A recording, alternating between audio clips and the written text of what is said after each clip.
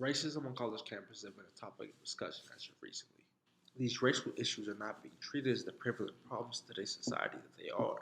According to the U.S. Department of Education, there have been 146 reported racial harassments on college campuses in the fiscal year of 2015 alone. Depending on your personal experience and interpretation of this data, it can be surprisingly high or low. However, research shows only 13% of racial harassments are reported, which means there has been an estimated 1,123 racial incidents on college campuses in the past year alone.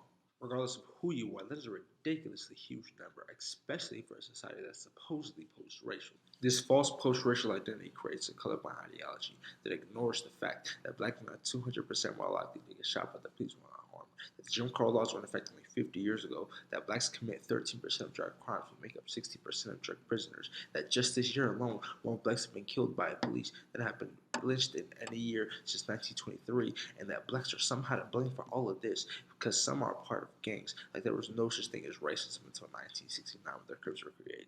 This colorblind ideology is the belief that racism is no longer prevalent in today's society, and it ignores the disadvantage of the non-white population. It's also the main obstacle impeding social progress. On our own campus specifically, it's pretty evident to see what is allowed for this colorblind racism to thrive with very little resistance. The black students of UNR are extremely underrepresented in all aspects, specifically in student population, 3.5%, faculty representation, 2.6%.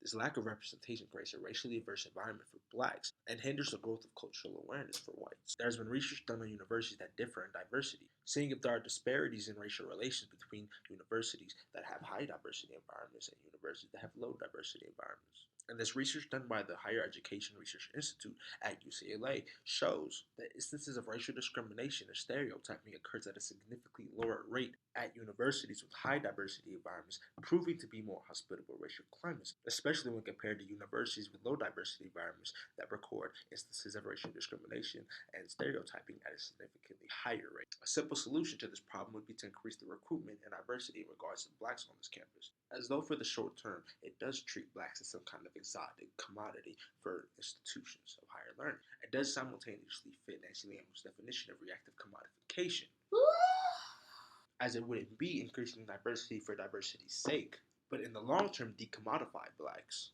and rejecting its ideology as a whole. However, before we take the step forward to decommodifying blacks, we must again look at the preemptive issue that is preventing this progress.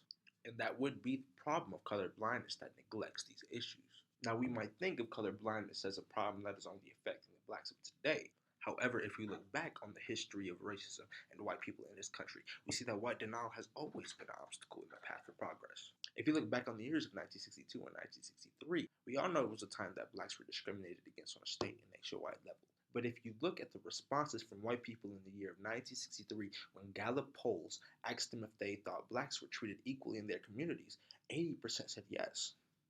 When they were asked if they thought black children had equal opportunities for education, 85% said yes. This white denial has been a constant throughout America's history, all the way looking back to the 1850s, when Dr. Samuel Cartwright said slavery wasn't a problem and established that every slave that would attempt to run away must have had a mental illness. Throughout hundreds of years of inequality, the one constant has been that white denial and the black experience. And one of the main things that white must learn to move on from this color blindness is to understand that you can't tell people of color you understand their experiences better than they do.